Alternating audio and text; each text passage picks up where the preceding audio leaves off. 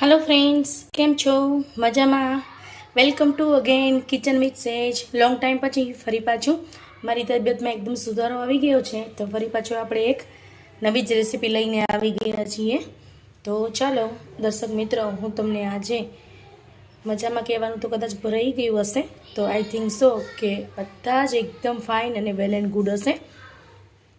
ચાલો દર્શક મિત્રો, હવે આજની રેસીપી છે મારી ભાતના વડા। અત્યારે મેં ભાતના વડા કરવા માટે ભાતને બપોરે જ બાફી લીધા હતા।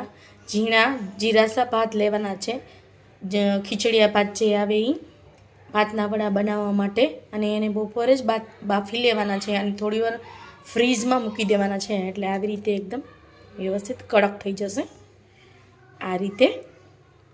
પછી એમાં હવે મસાલો કરવા માટે અંદાજિત પ્રપોર્શનના ભાત લેવા, આમાં કોઈ પ્રપોર્શન લેવાની જરૂર નથી। હવે એને મસાલો કઈ રીતે કરશું એ તમને જણાવી દઉં જરૂરથી। હવે આની અંદર મસાલો કરીશું। મસાલો કરવા માટે ચપટી હળદર લઉં છું, પિંચ જ લેવાની છે। થોડું લાલ મરચું તીખાસ માટે લઉં છું। નાના છોકરાઓ માટે જો બનાવતા હોય તો મરચુંની ક્વોન્ટિટી થોડી ઓછી રાખવી। હવે સ્વાદ પ્રમાણે મીઠું લઉં છું। બધો જ મસાલો ભાતની અંદર એડ કરી દેવાનો છે। પહેલાં બધો જ મસાલો એડ કર્યા પછી આ રીતે ઈનો એડ કરીશું। એની અંદર એક પેકેટ ઈનો એડ કરી દઉં, બરાબર વ્યવસ્થિત રીતે હલાવી લેશું એને। હવે આ રીતે એક પેનમાં તેલ લઈશું। તેલ બહુ બધું ના ભરી દેવું, જેથી કરીને અંદર જો વડા એડ કરીએ તો ઉછળીને તેલ આપણી ઉપર આવે। બિગનર્સને જણાવી દઉં, તેલ બહુ વધારે પડતું ક્યારે પણ તળવા માટે ના લેવું। આ રીતે બધો મસાલો એડ કર્યા પછી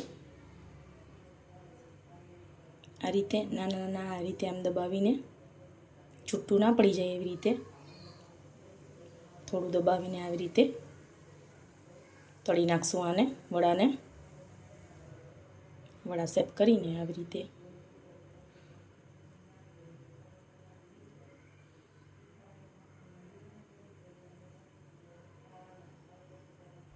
આપણું તેલ હમણાં આવી જશે।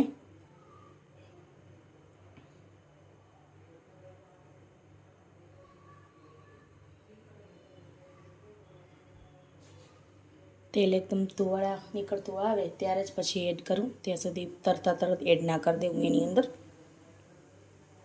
આપણી આ જૈન સ્પેશિયલ વાનગી તમને કેવી લાગી મને કમેન્ટ બોક્સમાં કમેન્ટ કરીને જરૂરથી જણાવજો। ભાતના ખારોડા પણ બને છે, ભાતના વડા પણ બને છે, અને ભાતના રશિયા મુઠિયા પણ બને છે।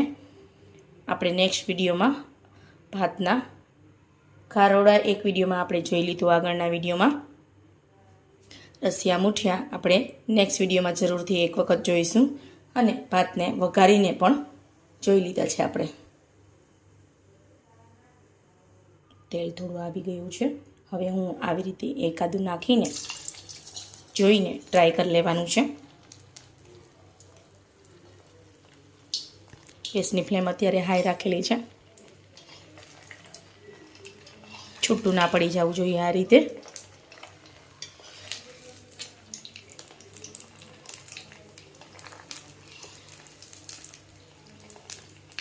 કલર થોડોક ડાર્ક થાય ત્યાં સુધી તળવાનો છે। જો દર્શક મિત્રો, છૂટું નથી પડતું, થોડુંક ડાર્ક થવા દેશું હજુ પણ એને, અંદરથી કાચું ના રહેવું જોઈએ। ચણાનો લોટ એડ કરેલો છે અને મસાલા પણ એડ કરેલા છે, તો કાચું ના લાગવું જોઈએ, એના માટે થોડું હાઈ ફ્લેમ ઉપર તળું છું। ફ્લેમને બહુ વધારે પડતું તેલ આવી ગયું હોય તો વધતા ઓછા પ્રમાણમાં ધીમે ધીમે કરતા રહેવું, ફાસ્ટ ધીમું કરતા રહેવું। હજી તળવા દઈશું ને આપણું આ પૂરણ છૂટું નથી પડતું, વ્યવસ્થિત રીતે તળાય છે।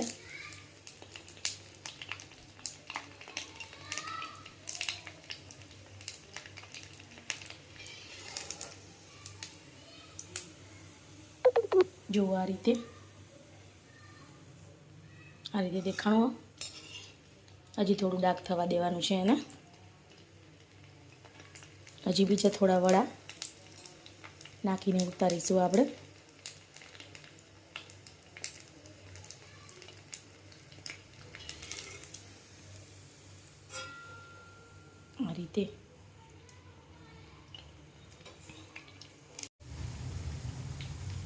આ રીતે ભાતને આ રીતે બનાવું રાઉન્ડ શેપમાં. આ રીતે પતલી પતલી બનાવવાથી એકદમ ક્રિસ્પી અને સરસથી ચડી જશે અને કાચું પણ નહીં રહે. ધીમા તાપે આ રીતે થોડી મેં અંદર નાખેલી છે, આપ જોઈ શકો છો, બતાડું છું. આવી રીતે એકદમ કડક થવા દેવું એને.